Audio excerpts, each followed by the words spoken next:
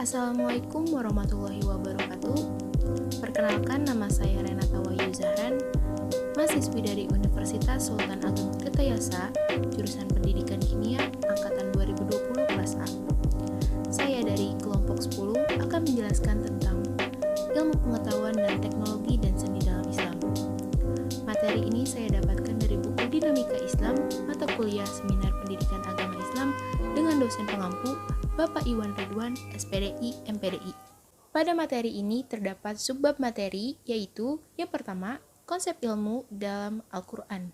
Yang kedua, konsep teknologi dalam Al-Quran. Dan yang ketiga, konsep seni dalam Al-Quran. Al-Quran merupakan mukjizat terbesar Nabi Muhammad SAW. Al-Quran adalah kitab suci umat Islam yang sempurna dan penyempurna kitab-kitab suci lainnya, serta penuntun untuk mencapai keselamatan hidup. Al-Quran memiliki pembahasan mengenai segala hal yang berkaitan dengan kebutuhan manusia, terutama bagian ilmu pengetahuan dan teknologi. Al-Quran yang berisi mengenai ilmu pengetahuan dan teknologi dapat memudahkan seluruh umat manusia agar tidak memiliki kekeliruan yang mengancam kehidupan manusia, serta menjauhkan manusia dari segala larangan Allah Subhanahu wa Ta'ala. Konsep ilmu dalam Al-Quran. Ilmu didapatkan dalam bahasa Arab yaitu a'lima ya'lamu ilm. A'lima yang berartikan mengetahui, kata ilmu berbeda dengan a'rafa yang berarti mengetahui, arif yang berarti maha mengetahui, dan ma'rifah yang berarti pengetahuan. Ilmu merupakan pengetahuan tentang suatu bidang yang disusun secara bersistem menurut metode-metode tertentu, yang dapat digunakan untuk menerangkan gejala-gejala tertentu di bidang tersebut. Menurut Quraisy Shihab, makna ilmu dalam segi bahasa berarti kejelasan tentang segala sesuatu hal yang berkaitan dengan kehidupan. Al-Quran menggunakan kata ilmu untuk Allah Subhanahu wa Ta'ala yang maha mengetahui sesuatu hal gaib, tersembunyi, dan rahasia. Adapun keistimewaan ilmu, yang pertama yaitu manusia merupakan makhluk yang paling unggul terhadap makhluk-makhluk lainnya, sebagaimana manusia diciptakan sebagai seorang khalifah. Pernyataan tersebut terdapat pada Quran Surah Al-Baqarah ayat 31 sampai dengan 32 yang diartikan, dan dia mengajarkan kepada Adam nama-nama atau benda-benda seluruhnya. Kemudian mengemukakan kepada para malaikat lalu berfirman, sebutkanlah kepadaku nama benda-benda itu jika kamu memang benar orang-orang yang benar. Mereka menjawab, Maha suci engkau, tidak ada yang kami ketahui selain dari apa yang telah engkau ajarkan kepada kami. Sesungguhnya engkaulah yang maha mengetahui lagi maha bijaksana.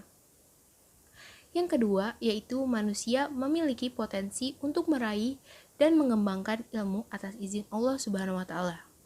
Manusia diciptakan untuk menaati perintah Allah Subhanahu wa Ta'ala, sehingga Al-Quran menunjukkan betapa tingginya kedudukan suatu umat yang memiliki ilmu. Pernyataan tersebut terdapat pada Quran Surah Al-Mujadilah ayat 11.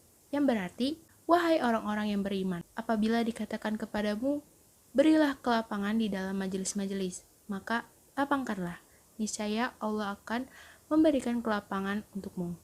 Dan apabila dikatakan, berdirilah kamu, maka berdirilah, niscaya Allah akan mengangkat derajat orang-orang yang beriman di antaramu, dan orang-orang yang diberi ilmu beberapa derajat, dan Allah maha teliti apa yang kamu kerjakan. Selanjutnya ada macam-macam ilmu. Ilmu laduni merupakan ilmu yang diperoleh tanpa adanya upaya atau campur tangan manusia.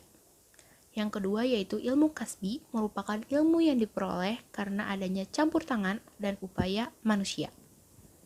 Ilmu dalam Islam. Yang pertama, Al-Quran menegaskan bahwa konsep pengetahuan atau ilmu yang dibawa dan dikonsepsikan manusia itu bersifat trial and error. Semuanya itu nilainya zona zahiliyah atau dugaan zahiliyah yang disebut sebagai lawan dari ilmu. Yang kedua, Allah Subhanahu wa Ta'ala menjelaskan di dalam Al-Quran tidak ada satu orang pun manusia yang memiliki hak untuk mengklaim terhadap ilmu atau dirinya berilmu, sehingga ilmu merupakan sebagai pembentuk ajaran ilmu Allah Subhanahu wa Ta'ala.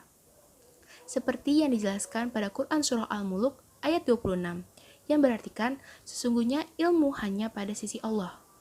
Yang ketiga, ilmu Allah mencakup segala wujud alam atau segala sesuatu hal yang maha luas, yang mencakup langit dan bumi, yang dijelaskan pada Quran Surah Al-Baqarah ayat 231 yang berartikan, dan bertakwalah kepada Allah, serta ketahuilah bahwasannya Allah Maha mengetahui segala sesuatu hal.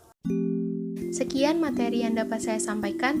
Jangan lupa untuk saksikan 2 video lainnya pada kolom deskripsi di bawah ya. Kurang lebihnya mohon maaf. Wassalamualaikum warahmatullahi wabarakatuh.